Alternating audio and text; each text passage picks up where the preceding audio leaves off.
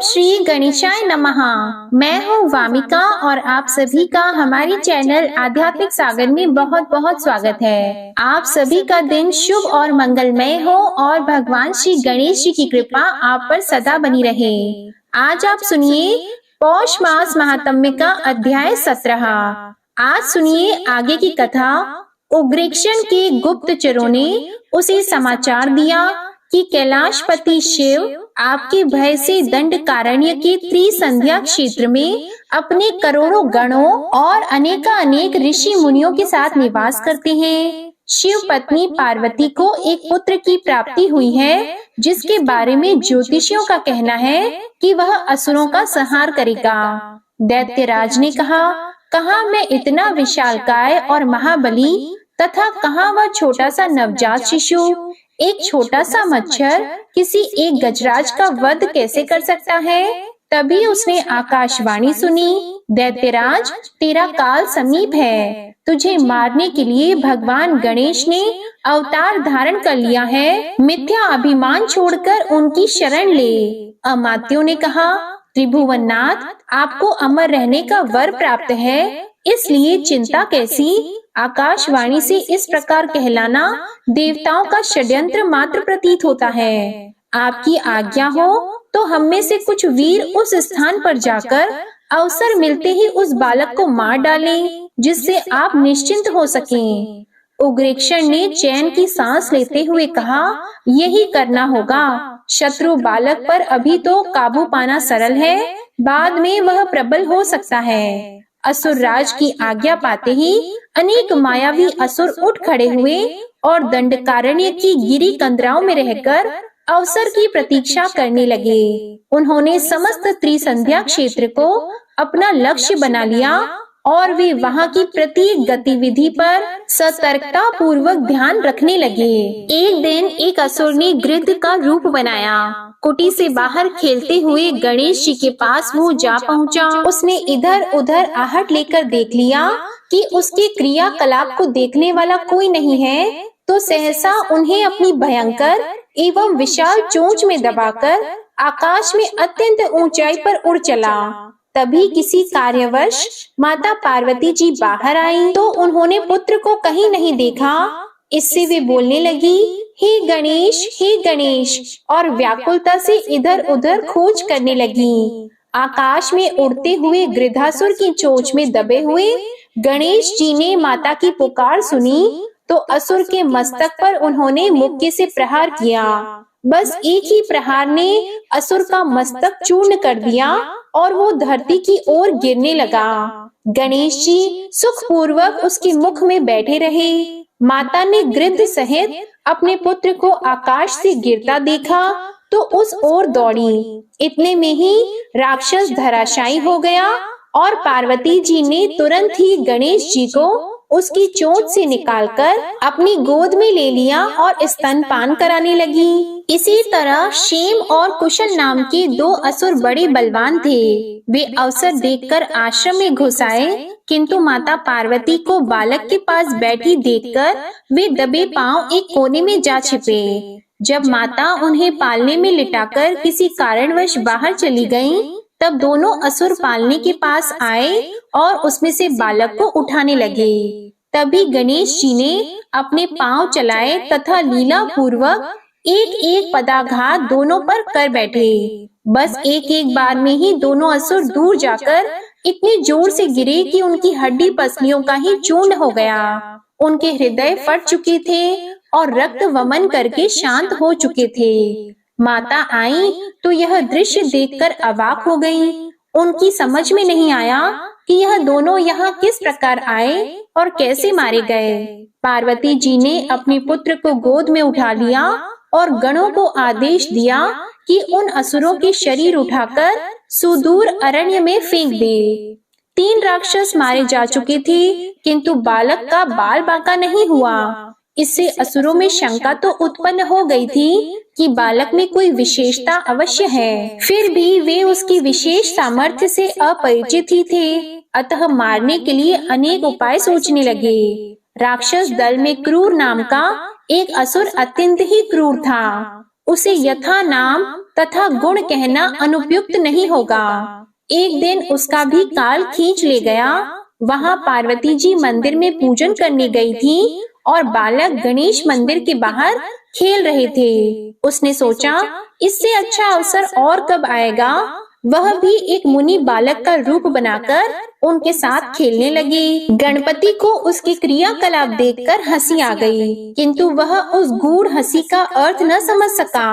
वह कभी उनका कंठ पकड़ता तो कभी उनके केश खींचता। आरंभ में तो गणेश जी ने उसका अधिक प्रतिरोध नहीं किया, परंतु जब असुर के आघातों में तेजी आने लगी तब उन्होंने उसको पकड़कर बलपूर्वक उसका गला दबा दिया। और जब मंदिर से बाहर निकलती हुई माता पार्वती ने पुत्र की यह चेष्टा देखी तो वे आशंकित हो उठी कि यह मुनि कुमार का गला अधिक न दबा दे, इसलिए उसे बचाने को दौड़ी। किंतु तब तक उसके प्राण पखेरु उड़ चुके थे और वह छद्म वेश छोड़कर अपने असुर रूप में प्राणहीन रूप से धरती पर गिर चुका था। पार्वती जी उसे देखकर अत्यंत व्याकुल हुई और उन्होंने अपने पुत्र को उठाकर गोद में ले लिया। उसी असुर दल में व्योमासुर नाम का एक और असुर था जो भगवान गणेश के हाथों मारा गया। यह असुर झंझावात का रूप रखने में सिद्ध हस्त था, इसलिए दैत्यराज के दरबार में इसका बड़ा सम्मान था। वह भी गणेश जी का वध करने के विचार से त्रिसंध्या क्षेत्र में रह रहा था। एक दिन गणेश जी का उपवेशन संस्कार होना था। माता पार्वती के साथ निवास करने वाली ऋषि पत्नियों ने उन्हें दिव्य वस्त्र अलंकार धारण कराए और तब आदि देव गणाध्यक्ष का पूजन पुण्यावाचन कार्य संपन्न हुआ। उस समय सभी देवताओं ने वहां उपस्थित होकर इन श्री मयूरेश्वर गणेश का पूजन किया। इसके बाद ऋषि विप्र आदि ने उन्हें आशीर्वाद दिए। इसी अवसर को व्योमासुर ने अपने लिए अधिक उपयुक्त समझा। वह आश्रम के सामने खड़े हुए वृक्ष पर बैठकर जब उसे हिलाने लगा तब पत्तों के हिलने से धीरे धीरे झंझावात का रूप ले लिया। प्रबल आंधी के कारण किसी को कुछ भी दिखाई नहीं देता था। उसी समय उस असुर ने गणेश जी को पकड़कर मारने का प्रयत्न किया, किंतु गणेश जी द्वारा किए गए प्रत्याघात से वह स्वयं ही क्षत विक्षत होकर गिर पड़ा। आंधी का वेग रुका तो सभी ने देखा कि एक भयंकर राक्षस मरा पड़ा है। तभी भय से आतुर पार्वती जी ने अपने पुत्र को गोद में ले लिया और स्तनपान कराने लगी। सभी उपस्थित देवता और ऋषिगण बालक को चिरंजीवी होने का आशीर्वाद देने लगे। भगवान गणेश ने राक्षसी शतमहिषा का भी वध किया था, जो व्योमासुर की एक विकराल मुख वाली बहन थी। उसका समस्त शरीर ही भयंकर और विशाल था। उसे ज्ञात हुआ कि प्रिय भाई व्योमासुर मारा गया है तो वह क्रोध से कांपने लगी। उसने निश्चय किया कि भाई की मृत्यु का प्रतिशोध वो अवश्य लेगी, इसलिए 16 वर्षीय किशोरी का रूप धारण किया और पार्वती जी के पास जाकर उन्हें प्रणाम करके बैठ गई। पार्वती जी ने उसे कोई देव कन्या समझा, इसलिए बड़ा सत्कार किया।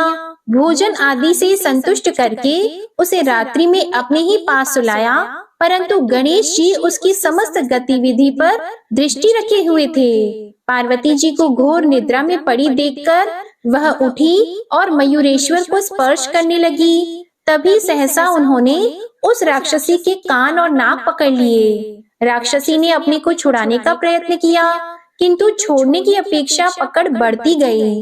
पर्वत के समान दबाव से छटपटाती हुई राक्षसी चीत्कार कर उठी। उसे सुनकर पार्वती जी ही नहीं, अन्यत्र सोई हुई ऋषि पत्नियां भी दौड़ी हुई चली आईं। उन सब ने उसे छुड़ाने का बहुत प्रयत्न किया, किंतु बालक ने राक्षसी के नाक और कान इतनी तीव्रता से दबाए कि प्राणों के साथ ही शरीर से अलग हो गए। अब उसका असुरी रूप प्रत्यक्ष हो चुका था। सभी महिलाएं उसे देखकर भय आक्रांत हो उठी। माता बालक को उठाकर दुग्ध पान कराने लगी और इसके बाद एक एक कर अनेक असुर वहां आते रहे और प्राण गंवाते रहे। इस प्रकार कर्मठ, तल्प, दुंदुभि, अजगर, शलभ, नुतुर, मत्स्य, शैल, कर्दम आदि अनेक महाबली राक्षस मारे गए। जितने भी राक्षसों ने अपनी लीला समाप्त की, वे सभी भगवान के हाथ से मरने के कारण मोक्ष के अधिकारी हुए। वस्तुतः वे सभी असुर अत्यंत सौभाग्यशाली थे। भगवान को मारने के विचार से भी आकर उन्हीं के धाम को प्राप्त हो गए थे और धीरे धीरे मयूरेश 5 वर्ष के हो गए। अब पार्वती पुत्र अनेक बालकों के साथ क्रीड़ाएं करने लगे। कभी गाते, कभी नाचते, कभी हंसते हंसते बोलते थे। एक दिन मध्याह्न काल होने पर भी उन्हें भोजन प्राप्त नहीं हुआ। पार्वती जी किसी कार्य में व्यस्त थीं और वे क्षुधातुर हुए सोचते थे कि भोजन कैसे और कहां से प्राप्त हो। जब कोई उपाय समझ में नहीं आया, तब वे महर्षि गौतम की कुटी पर जा पहुँचे। वह कुटी बहुत निकट ही थी। ऋषि पत्नी भोजन बनाती हुई किसी कारणवश उठकर पाकशाला से बाहर निकल आई। अवसर देखकर गणेश जी ने पाकशाला में जाकर पके हुए भोजन का पात्र उठाया और चुपचाप बाहर निकल आए। साथ ही बालकों ने पूछा, क्या है? उन्होंने कहा, भोजन है, भूख लगी है इसलिए उठा लिया। खेलते हुए बहुत देर हो गई, पहले खा ले, इसके बाद पुनः खेलेंगे। यह कहकर उन्होंने अन्न पात्र का अन्न सभी बालकों में बराबर बांट दिया तथा अपने भाग का स्वयं ले लिया। सभी ने तृप्त होकर पुनः खेलना आरंभ कर दिया। इधर ऋषि पत्नी ने पाकशाला में जाकर देखा कि अन्न पात्र नहीं है, तो वे विस्मित मन से महर्षि के पास जाकर बोली, नाथ, पाकशाला में अन्न पात्र नहीं है। अभी बलि वैश्व देव कर्म भी नहीं हो पाया था। तो महर्षि को भी आश्चर्य हुआ। पाकशाला में गए और सब ओर दृष्टि फिराई तो उन्हें भी अन्न पात्र कहीं नहीं दिखा। तब बाहर निकलकर उन्होंने देखा कि उमा पुत्र के साथ कुछ मुनि बालक खेल रहे थे और खाली अन्न पात्र उनके निकट पड़ा था। उनको यह समझते देर न लगी कि इन्हीं में से किसी ने अन्न पात्र चुराया है और इसे मिलकर खा लिया है। उन्होंने ध्यान लगाकर गणेश जी की करतूत जान ली तो वे क्रोधित होकर बोले, अरे तू शिव पार्वती का पुत्र होकर ऐसा दुष्ट कर्म करता है और हम तो तुझे पर ब्रह्मा परमात्मा समझते थे। इतना कहकर उन्होंने मयूरेश्वर का हाथ पकड़ा और पार्वती जी के पास ले गए। वहां जाकर उन्होंने कहा, शिवे, आपका यह पुत्र आए दिन उपद्रव करता रहता है। आज तो इसने हमारा अन्न पात्र ही चुरा लिया। बलि वैश्व देव आदि भी न हो पाया था कि समस्त अन्न इसने अन्य बालकों के साथ बैठकर खा लिया। तब पार्वती जी बोली, महर्षि, मैं भी इसके क्रियाकलापों से त्रस्त हो रही हूँ। इसके उत्पन्न होते ही असुरों के उपद्रव आरंभ हो गए। बालकों के साथ ही खेल खेल में उलझ जाता है तो पीछा नहीं छोड़ता। अब यह घरों में घुसकर भोजन भी चुराने लगा है, इसलिए इसे दंड देना पड़ेगा। यह कहकर माता ने रस्सी लेकर पुत्र के हाथ पांव बांधने आरंभ किए। तब महर्षि ने कहा, मातेश्वरी, इसे बांधने की अपेक्षा स्नेह पूर्वक समझाओ। और यह कहकर महर्षि चले गए। माता ने पुत्र को दृढ़ता से बांधकर कोठरी में बंद कर दिया। फिर बाहर आकर विश्राम करने लगी तो ऐसा अनुभव हुआ कि पुत्र गोद में ही खेल रहा है। फिर बाहर की ओर देखा तो पुत्र को बालकों के साथ खेलता पाया। यह देखकर माता को आश्चर्य हुआ। उसने कोठरी खोलकर देखा तो हाथ पांव बंधे हुए मयूरेश्वर पूर्ववत ही बैठे हैं। उनके नेत्रों से आंसू गिर रहे थे। पार्वती ने हृदय कठोर बनाकर पुनः किवाड़ बंद कर दिए, क्योंकि बालक को सीख देने के लिए कुछ डराना तो था ही। वे कुछ देर के लिए ऋषि पत्नी के पास जा बैठी, किंतु पुत्र के कोठरी में बंधा पड़ा रहने के कारण उनका मन नहीं लगा। वे अपने आश्रम को लौटी तो मार्ग में देखा कि मयूरेश्वर खेल रहे हैं। माता ने पुत्र का दुख भूलकर उसे स्नेह पूर्वक पुकारा, पुत्र, घर चलकर स्तनपान कर लो। तो बालक ने उत्तर दिया, माता, यहाँ तो मयूरेश्वर नहीं है, उसे तो आपने कोठरी में बंद कर रखा है। माता को ध्यान आया और वह दौड़ी दौड़ी आश्रम में पहुंची। उन्होंने कोठरी खोलकर पुत्र को देखा। वो रोता रोता सो गया था। तो माता ने बंधन खोलकर उसे हृदय से लगा लिया और स्तनपान कराने लगी। उधर महर्षि गौतम ने वहां से लौटकर देव पूजन आरंभ किया। किंतु यह क्या, उनके मंदिर की सभी मूर्तियां गणेश रूप में दिखी। तो वे कहने लगे, देखो मुझसे कितनी भूल हो गई। मयूरेश्वर को सामान्य बालक के समान पकड़कर उनकी माता के पास ले गया, जिन्होंने उन्हें लताड़ते हुए कठोर रस्सी से बांधकर घर में बंद कर दिया। वस्तुतः यह हमारा सौभाग्य ही था कि साक्षात पर ब्रह्मा ने अपनी मित्र मंडली के साथ भोजन ग्रहण कर लिया।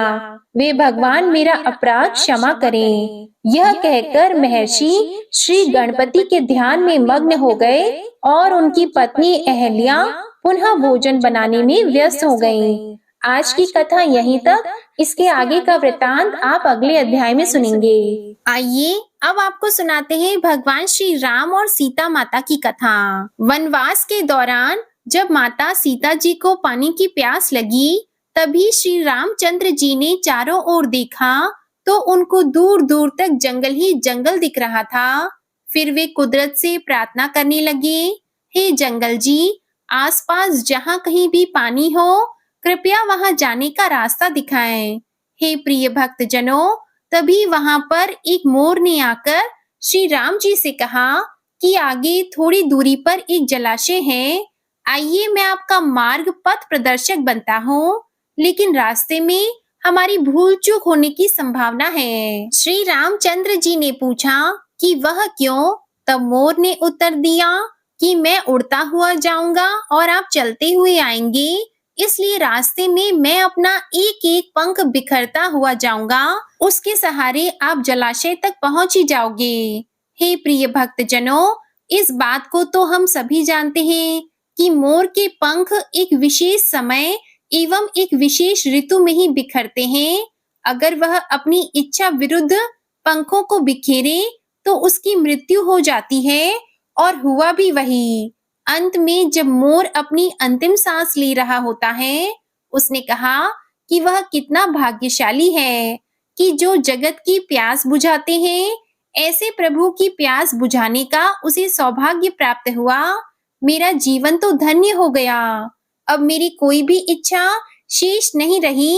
तभी भगवान श्री राम जी ने मोर से कहा कि मेरे लिए तुमने जो मोर पंख बिखेरकर मुझ पर जो ऋण अनुबंध चढ़ाया है, मैं उस ऋण को अगले जन्म में जरूर चुकाऊंगा। मेरे सिर पर आपको चढ़ाकर तत्पश्चात अगले जन्म में श्री कृष्ण अवतार में उन्होंने अपने माथे पर मयूर पंख को धारण कर वचन अनुसार उस मयूर का ऋण उतारा था। प्रिय भक्त जनों, तात्पर्य यह है कि अगर भगवान को ऋण उतारने के लिए फिर से जन्म लेना पड़ता है, तो हम तो मानव है ना, न जाने हम तो कितने ही ऋण अनुबंधों से बंधे हुए हैं। उसे उतारने के लिए हमें तो कई जन्म भी कम पड़ जाएंगे। इसलिए अपना जो भी भला हम कर सकते हैं, इसी जन्म में हमें करना है। हरे कृष्णा, जय श्री राम। प्रिय भक्त जनों, आइए अब आपको सुनाते हैं श्रीमद् भगवत गीता का महात्म्य 14। श्री महादेव जी देवी पार्वती से कहते हैं, हे पार्वती, अब मैं भव बंधन से छुटकारा पाने के साधन भूत 14वें अध्याय का महात्म्य बताता हूँ, तुम ध्यान देकर सुनो। सिंगल द्वीप में विक्रम बेताल नामक एक राजा था, जो सिंह के समान पराक्रमी और कलाओं के भंडार थे। एक दिन वे शिकार खेलने के लिए उत्सुक होकर राजकुमारों सहित 2 कुतियों को साथ लेकर वन में गए। वहां पहुंचने पर उन्होंने तीव्र गति से भागते हुए खरगोश के पीछे अपनी कुतिया छोड़ दी। उस समय सब प्राणियों के देखते देखते खरगोश इस प्रकार भागने लगा मानो कहीं उड़ गया है। दौड़ते दौड़ते बहुत थक जाने के कारण वह एक बड़ी गहरे गड्ढे में गिर पड़ा। गिरने पर भी कुतिया के हाथ नहीं आया और उस स्थान पर जा पहुंचा जहां का वातावरण बहुत ही शांत था। वहां हरिण निर्भय होकर सब ओर वृक्षों की छाया में बैठे रहते थे। बंदर भी अपने आप टूटकर गिरे हुए नारियल के फलों और पके हुए आमों से पूर्ण तृप्त रहते थे। वहां सिंह हाथी के बच्चों के साथ खेलते और सांप निडर होकर मोर की पांखों में घुस जाते थे। उस स्थान पर एक आश्रम के भीतर वत्स नामक मुनि रहते थे, जो जितेंद्रिय और शांत भाव से निरंतर गीता के 14वें अध्याय का पाठ किया करते थे। आश्रम के पास ही वत्स मुनि के किसी शिष्य ने अपना पैर धोया था। उसके जल से वहां की मिट्टी गीली हो गई थी। खरगोश का जीवन कुछ शेष था। वह हांफता हुआ आकर उसी कीचड़ में गिर पड़ा। उसके स्पर्श मात्र से ही खरगोश दिव्य विमान पर बैठकर स्वर्गलोक को चला गया। फिर कुतिया भी उसका पीछा करती हुई आई। वहां उसके शरीर में भी कीचड़ के कुछ छींटे लग गए। फिर भूख प्यास की पीड़ा से रहित होकर कुतिया का रूप त्याग कर उसने दिव्यांगना का रमणीय रूप धारण कर लिया तथा गंधर्वों से सुशोभित दिव्य विमान पर आरूढ़ होकर वह भी स्वर्गलोक को चली गई। यह देखकर मुनि के मेधावी शिष्य स्वकंधर हंसने लगे। उन दोनों के पूर्व जन्म के वैर का कारण सोचकर उन्हें बड़ा विस्मय हुआ था। उस समय राजा के नेत्र भी आश्चर्य से चकित हो उठे। उन्होंने बड़ी भक्ति के साथ प्रणाम करके पूछा, विप्रवर, नीच योनि में पड़े हुए दोनों प्राणी कुतिया और खरगोश ज्ञानहीन होते हुए भी जो स्वर्ग में चले गए, इसका क्या कारण है? इसकी कथा सुनाइए।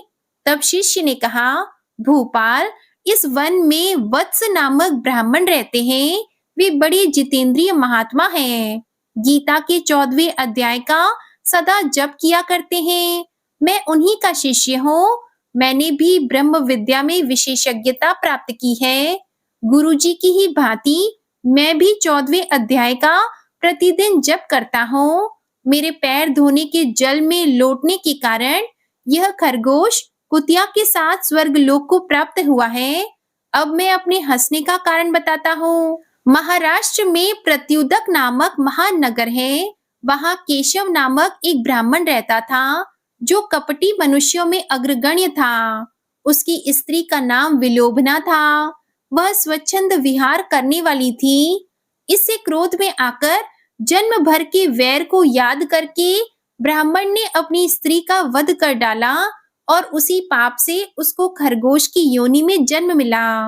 ब्राह्मणी भी अपने पाप के कारण कुतिया हुई। श्री महादेव जी देवी पार्वती जी से कहते हैं, यह सारी कथा सुनकर श्रद्धालु राजा ने गीता के 14वें अध्याय का पाठ आरंभ कर दिया। उससे उन्हें परम गति की प्राप्ति हुई। जय श्री कृष्णा। श्रीमद् भगवद गीता का महात्म्य 14 संपूर्ण हुआ। प्रिय श्रोताओं, आइए अब गजेंद्र मोक्ष स्तोत्र का पाठ करते हैं। इस माह में गजेंद्र मोक्ष स्तोत्र पढ़ने मात्र से जहां सभी प्रकार के ऋण कर्ज से मुक्ति मिलती है, वहीं 10 दिशाओं से शुभ फल दिलाने में भी सक्षम है। इस स्तोत्र का जाप करने से जीवन में किसी भी प्रकार की परेशानी से मुक्ति मिल जाती है। इस स्तोत्र में हाथी और मगरमच्छ के साथ हुए युद्ध का वर्णन किया गया है और गजेंद्र जब युद्ध से हार जाता है तो भगवान श्री हरि विष्णु का ध्यान करके उनकी स्तुति करता है और उस स्तुति से प्रसन्न होकर भगवान श्री हरि विष्णु आते हैं और उसे मोक्ष प्रदान करते हैं। प्रिय भक्तजनों, इस पाठ को करते समय अगर हम अपने मन में यह भावना रखें कि हे श्री हरि विष्णु जी, हे मेरे प्रभु, जिस प्रकार से आपने गजेंद्र को उसकी परेशानी से बाहर निकाला, उसी प्रकार से हमें भी हमारी परेशानियों से बाहर निकालिए, तो मानिए निश्चित ही भगवान श्री हरि विष्णु हमारी मदद के लिए स्वयं आते हैं। तो आइए बड़ी ही भक्ति और सच्ची भावना से भगवान श्री हरि विष्णु का ध्यान करके इस परम कल्याण स्तोत्र का पाठ करते हैं। शुक जी ने कहा कि बुद्धि के अनुसार पिछले अध्याय में वर्णन किए गए रीति से अपने मन को नियंत्रित कर और हृदय को स्थिर करके गजेंद्र अपने पिछले जन्म में याद किए गए सर्वोच्च कार्य और बार बार जाप किए जाने वाले स्तोत्र का जाप करने लगा।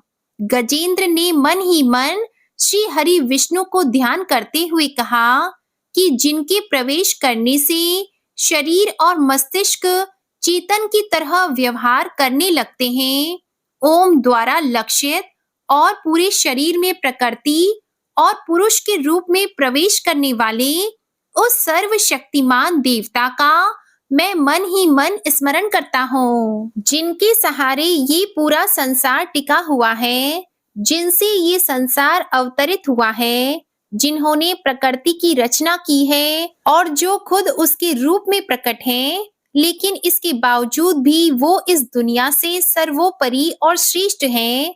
ऐसे अपने आप और बिना किसी कारण के भगवान की मैं शरण में जाता हूँ। अपने संकल्प शक्ति के बल पर अपने ही स्वरूप में रचित और सृष्टि काल में प्रकट एवं प्रलय में अप्रकट रहने वाले इस शास्त्र प्रसिद्धि प्राप्त कार्य कारण रूपी संसार को जो बिना कुंठित दृष्टि के साक्ष्य रूप में देखते रहने पर भी लिप्त नहीं होते, चक्षु आदि प्रकाशकों के परम प्रकाशक प्रभु आप मेरी रक्षा करें। बीतते गए समय के साथ तीनों लोकों और ब्रह्म आदि लोकपालों के पंचभूत में प्रवेश कर जाने पर और पंचभूतों से लेकर महत्वपूर्ण सभी कार्यों के उनकी परम करुणा स्वरूप प्रकृति में मग्न हो जाने पर उस समय दुर्गे और घोर अंधकार रूपेण प्रकृति से ही बच रही थी। उस अंधकार से परे अपने परम धाम में जो सर्वव्यापी भगवान सभी दिशाओं में प्रकाशित होते रहते हैं, वो भगवान मेरी रक्षा करें। विभिन्न नाट्य रूपों में अभिनय करने वाले और उस अभिनेता के वास्तविक स्वरूप को जिस प्रकार से साधारण लोग भी नहीं पहचान पाते, उसी तरह से सत्व प्रधान देवता और महर्षि भी जिनके स्वरूप को नहीं जान पाते, ऐसे में कोई साधारण प्राणी उनका वर्णन कैसे कर सकता है। ऐसे दुर्गम चरित्र वाले भगवान मेरी रक्षा करें। अनेकों शक्ति से मुक्त सभी प्राणियों को आत्मबुद्धि प्रदान करने वाले, सबके बिना कारण हेत और अतिशय साधु स्वभाव ऋषि मुनि जन, जिनके परम स्वरूप को देखने की इच्छा के साथ वन में रहकर अखंड ब्रह्मचार्य तमाम अलौकिक व्रतों को नियमों के अनुसार पालन करते हैं, ऐसे प्रभु ही मेरी गति है। वह जिनका हमारी तरह ना तो जन्म होता है और ना जिनका अहंकार में कोई भी काम नहीं होता, जिनके निर्गुण रूप का ना कोई नाम है और ना कोई रूप है, इसके बावजूद भी वह समय के साथ इस संसार की सृष्टि और प्रलय के लिए अपनी इच्छा से अपने जन्म को स्वीकार करते हैं। उस अनंत शक्ति वाले परम ब्रह्मा परमेश्वर को मेरा नमस्कार है। प्राकृत आकार रहित और अनेक रूप वाले अद्भुत भगवान को मेरा बार बार नमस्कार है। स्वयं प्रकाशित सभी साक्ष्य परमेश्वर को मेरा शत शत नमन है। वैसे देव जो मन वाणी और चित्त वृत्तियों से परे हैं, उन्हें मेरा बारंबार नमस्कार है।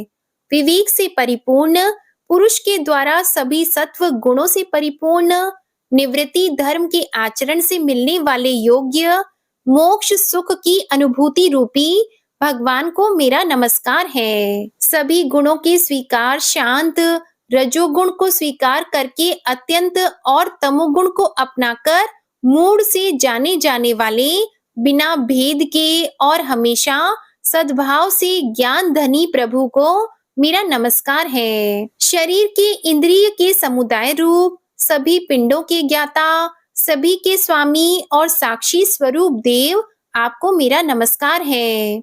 सभी के अंतर्यामी प्रकृति के परम कारण लेकिन स्वयं बिना कारण भगवान को मेरा शत शत नमस्कार है। सभी इंद्रियों और सभी विषयों के जानकार सभी प्रतीतियों के कारण रूप संपूर्ण जड़ प्रपंच और सबकी मूलभूता अविद्या के द्वारा सूचित होने वाले और सभी विषयों में अविद्या रूप से भासने वाले भगवान को मेरा नमस्कार है। सबके कारण लेकिन स्वयं बिना कारण होने पर भी बिना किसी परिणाम के होने की वजह से अन्य कारणों से भी विलक्षण कारण आपको मेरा बार बार नमस्कार है। सभी वेदों और शास्त्रों के परम तात्पर्य मोक्ष रूपी और श्रेष्ठ पुरुषों की परम गति देवता को मेरा नमस्कार है।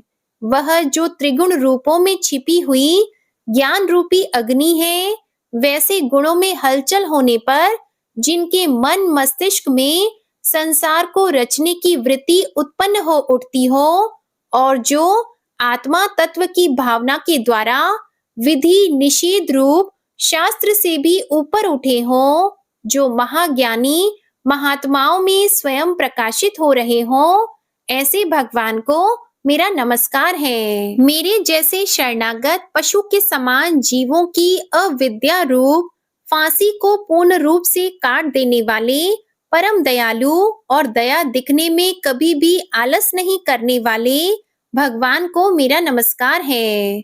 अपने अंश से सभी जीवों के मन में अंतर्यामी रूप से प्रकट होने वाले सर्वनियंता अनंत परमात्मा आपको मेरा नमस्कार है। जो शरीर पुत्र मित्र घर और संपत्ति सहित कुटुंबियों में अशक्त लोगों के द्वारा कठिनाई से मिलते हों और मुक्त पुरुषों के द्वारा अपने हृदय में निरंतर चिंतित ज्ञान स्वरूप सर्वसमर्थ परमेश्वर को मेरा नमस्कार है।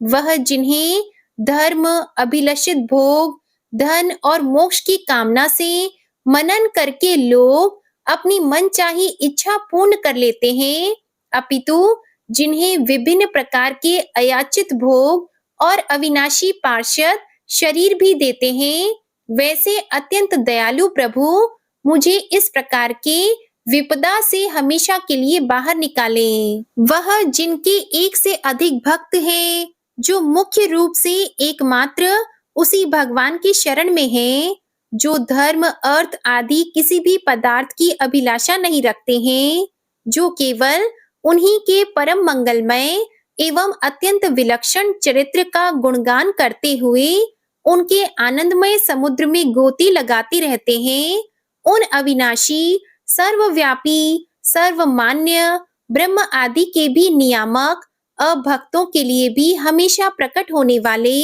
भक्ति योग द्वारा प्राप्त अत्यंत निकट होने पर भी माया के कारण अत्यंत दूर महसूस होने वाले इंद्रियों के द्वारा अगम्य और अत्यंत दुर्विज्ञेय अंतर रहित लेकिन सभी के आदि कारक और सभी तरफ से परिपूर्ण उस भगवान की मैं स्तुति करता हूँ।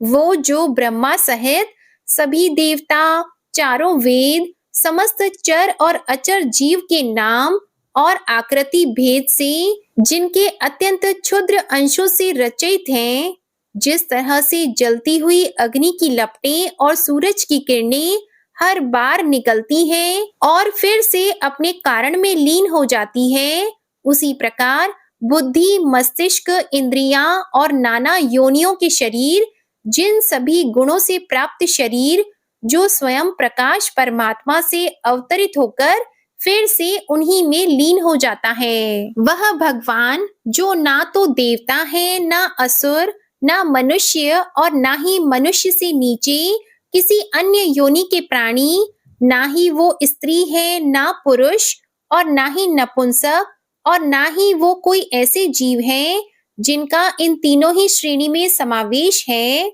वो ना तो गुण है ना कर्म है, वो ना ही कार्य है और ना ही कारण। इन सभी योनियों का निषेध होने पर जो बचता है वही उनका असली रूप है। ऐसे प्रभु मेरा उत्थान करने के लिए प्रकट हो। अब मैं इस मगरमच्छ के चंगुल से आजाद होने के बाद जीवित नहीं रहना चाहता। इसकी वजह यह है कि मैं सभी तरफ से अज्ञानता से ढके इस हाथी के शरीर का क्या करूं?